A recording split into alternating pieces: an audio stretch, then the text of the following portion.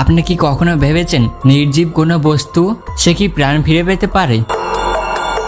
মেক্সিকোর সোচোমিলকো খালের পচা পানির মাঝখানে একটা ছোট্ট দ্বীপ। সেখানে হাজার হাজার প্লাস্টিকের চোখ আপনাকে সারাক্ষণ নজরে রাখছে। সেখানে কোনো মানুষ নেই, কিন্তু সেখানে আছে কয়েক হাজার বিকৃত, অঙ্গহীন এবং পচে যাওয়া পুতুল। লোককথায় আছে রাতের আধারে এই পুতুলগুলো একে অপরের সাথে ফিসফিস করে কথা বলে, তাদের চোখের মনি ঘোরে এবং তারা আপনাকে ইশারায় ডাক দেয় তাদের পৃথিবীতে।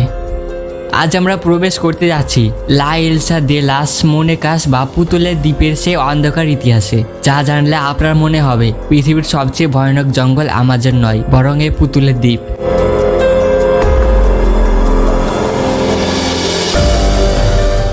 গল্পের শুরুতেই দেখি আমরা এক ৭০ বছর আগেকার দিন।